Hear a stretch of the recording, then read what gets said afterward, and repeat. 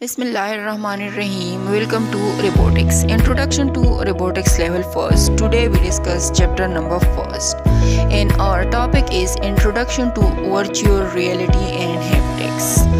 ये रोबोटिक्स की third application है। 2 एप्लीकेशन इससे पहले मैंने आप लोग के साथ डिस्कस की थी, ये अब थर्ड एप्लीकेशन है। इसमें क्या है, थर्ड एप्लीकेशन में आप लोगों के आंखों के सामने एक टेक्नोलॉजी, एक स्क्रीन लगा देते हैं। उस स्क्रीन में आप लोगों को आर्टिफिशियल वर्ल्ड नज़र आता है। आप लोग उसी आर्टिफिशियल वर्ल्ड का हिस्सा ही होते हो उस टाइम, जिस टाइम ये टेक्नोलॉजी आप लोग की आंखों के सामने वो नस्ब होती है, फिक्स होती है। आप लोग अपने आप को उसी वर्ल्ड का हिस्सा ही इसमें समझते हो।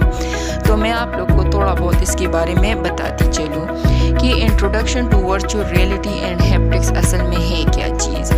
Virtual reality haptics technology offers an extra dimension to the virtual reality world by letting user feel the virtual environment by sense of touch। मैं आप लोग को virtual reality haptics के बारे में पढ़ाऊंगी कि ये टेक्नोलॉजी असल में है क्या चीज़। Virtual reality haptic technology offers an extra dimension to virtual reality world। Virtual reality haptics technology क्या मुहैया कर रही है हमें? Extra dimension world. Extra dimension world mean जो हम यहाँ पे ले सकते हैं, जो हमारा खुद का क्रिएट करता वर्ल्ड होता है, दुनिया जो होती है, उसके बारे में ये बात कर रहे हैं। To the virtual reality world by letting user feel the virtual environment by sense of touch. कि जहाँ पे यूज़र में जो शख्स इसको इस्तेमाल कर रहा है, इस टेक्नोलॉजी को जो इस्तेमाल कर रहा है, वो अपने आप को ऐसा तस्वुर कर रहा है कि मैं इसी ही एनवायरनमेंट का हिस्सा हूँ। हमें virtual reality haptic technology offer कर रहा है कि मैं इसी ही वर्ल्ड का हिस्सा हूँ और मैं इसको टच भी कर सकता हूँ। In addition to virtual and aural perception. और इसमें और अच्छी बात यह है कि आप लोग क्या करते हो, इसको उसमें आप लोग बात भी कर सकते हो और उसको टच भी कर सकते हो, और ये महसूस आप लोग करते हो कि मैं इसी वर्ल्ड का ही हिस्सा हूँ, उसमें चल रहा हूँ, फिर रहा हूँ, बातें भी कर रहा हूँ, हर एक चीज़ को टच भी कर रहा हूँ। It make you feel truly emerge in the artificial world. ये आप लोगों को इस तरह वो तस्वर करते हैं कि आप हकीकत में ही इस दुनिया का हिस्सा हो। आर्टिफिशियल वर्ल्ड मीन्स जो रियल वर्ल्ड ना हो। आप लोग खुद को क्या तस्वर करते हो कि आप लोग इसी आर्टिफिशियल वर्ल्ड का हिस्सा हो। इमर्ज मीन कि थ्रू इनटू, आप लोग इसी में हो। एक्सप्लेन करती चलूँ। Virtual reality haptic technology offers an extra dimension to the virtual reality world by letting user feel the virtual environment by sense of touch. In addition to virtual and oral perception, it make you feel truly immersed in the artificial world.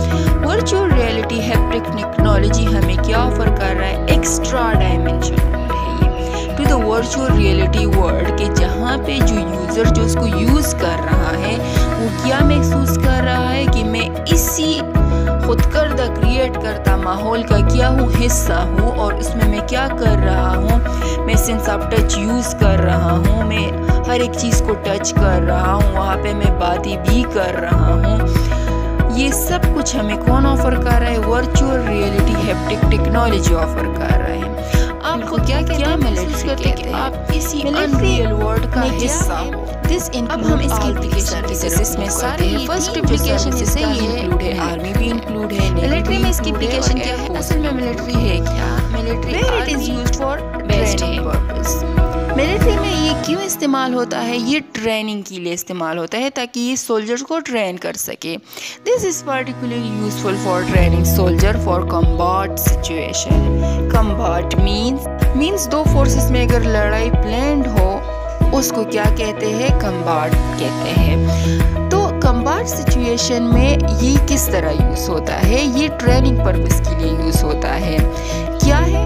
This is particularly useful for training soldier for combat situation. ये किस लिए इस्तेमाल होता है? ताकि ये soldier को train कर सके कम्बैट सिचुएशन के लिए और अदर डेंजरस सेटिंग या दूसरे ख़तरनाक मौक़ों के लिए where they have to learn, जहाँ पे ये सीख सके हाउ टू रिएक्ट, कि किस तरह हमने रिएक्ट करना है, किस तरह हमने कदम उठाना है इन एन अप्रोप्रिएट मैनर, अच्छी तरीके से।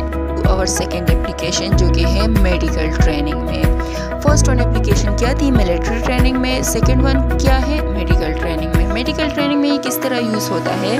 The virtual reality technology is used to assist medical student. ये क्या कर रहे हैं? मेडिकल स्टूडेंट को असिस्ट कर रहे हैं to learn and acquire work experience faster, कि वो क्या लर्न कर सके, वो अपने एक्सपीरियंस काम को और भी वो लर्न कर सके, वो सीख सके। इससे वो बहुत कुछ सीख सकते हैं और वो अपने एक्सपीरियंस को और भी तेज़ी से वो बढ़ा सके, अपने काम को जल्दी वो सीख ले। With this use of virtual reality in education, medical student can learn how to conduct delicate surgical procedure. Medical student क्या कर रहे हैं? इससे बहुत कुछ सीख रहे हैं। वो ये भी सीख रहे हैं कि फॉर एग्ज़ाम्पल अगर किसी का ऑपरेशन करना हो, बहुत ही सख्त, बहुत ही डिफ़िकल्ट प्रोसीजर हो, या बहुत ही माइनर ऑपरेशन करना हो, या जो भी करना हो, तो वो किस तरह करेंगे? तो वो इसके थ्रू वो बहुत आसानी से वो देख सकते हैं। इस टेक्नोलॉजी के थ्रू वो आराम से वो ऑपरेशन, वो सर्जिकल वो कर रहे हैं और वो उसको महसूस भी कर रहे हैं, वो टच भी कर रहे हैं, वो सब कुछ वो कर रहे हैं, उसको ये सब कुछ रियल लगता है। तो मेडिकल में इसकी बहुत ही ज़्यादा डिमांड है, बहुत ही ज़्यादा स्टूडेंट इससे नॉलेज हासिल कर रहे हैं। उसने किसी की सर्जरी करनी हो तो सपोजिशन उसमें वो ये लगा लेते हैं, ये वर्चुअल हैप्टिक टेक्नोलॉजी उसकी आंखों के सामने लगा लेते हैं। वो ख़ुद को ऑपरेशन थिएटर में तस्वुर करते हैं स्टूडेंट कि मैं ऑपरेशन थिएटर में हूँ, मेरे सामने मरीज़ लेटा है, मैं उसकी सर्जरी कर रहा हूँ। तो वो सब कुछ वो यूज़ करते हैं जो उसको पढ़ाया गया है, वो टच कर रहे हैं उसको, तो वो आसानी से वो समझ सकते हैं कि मैंने अब ऑपरेशन किस तरह करना है, जिस तरह आप लोग को पिक्चर में भी दिखा रहे हैं। अब हम मूव कर रहे हैं और थर्ड एप्लीकेशन की तरफ, जो कि है इंजीनियरिंग में एप्लीकेशन है, जो ट्रेनिंग पर्पस के लिए यूज़ हो रहा है। ये दो एप्लीकेशन इससे पहले जो हमने पढ़े हैं वो भी ट्रेनिंग पर्पस के लिए यूज़ होते थे। ये थर्ड एप्लीकेशन भी ट्रेनिंग पर्पस के लिए ही है। The technology enabled the engineers to weave their project in 3D and gain a greater understanding of how it's work. क्या करे? ये टेक्नोलॉजी इंजीनियर को इस काबिल बना रहा है कि जो प्रोजेक्ट इन लोगों ने तैयार किया है वो 3D डायमेंशन में वो देख सके और बहुत ही ज़्यादा वो नॉलेज इसमें हासिल कर सके। Plus they can spot any flaws or potential risk before implementation. और अच्छी बात क्या है कि वो अपने जो प्रोजेक्ट उसने बनाया है कि उसमें फ्लॉज मीन इम्परफेक्शन, कि उसमें कहाँ पे खामी है, वो उसको उसी टाइम क्या कर सके, उसी टाइम वो ढूंढ ले और उसको सही कर ले before implementation. Executing some order, implementation mean executing some order, कि ऑर्डर पास करने से पहले वो उस इम्परफेक्शन, उस गलती को वो ढूंढ ले और उसको सही कर ले।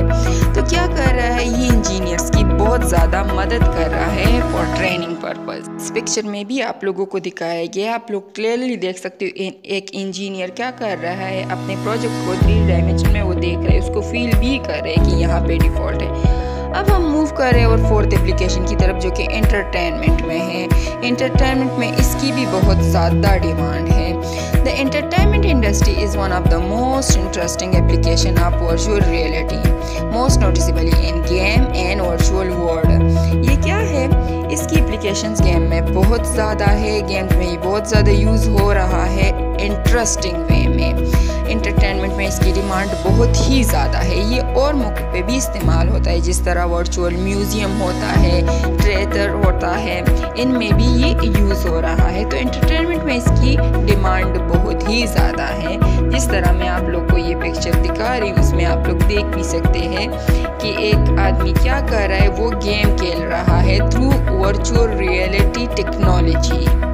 आज हमने क्या पढ़ा स्टूडेंट? आज हमने थर्ड एप्लीकेशन रोबोटिक की पढ़ी है, जो कि है virtual reality and haptic technology के ऊपर है। इसकी फोर्थ एप्लीकेशन है, एक मिलिट्री में है, दूसरा मेडिकल में है, तीसरा इंजीनियरिंग में है।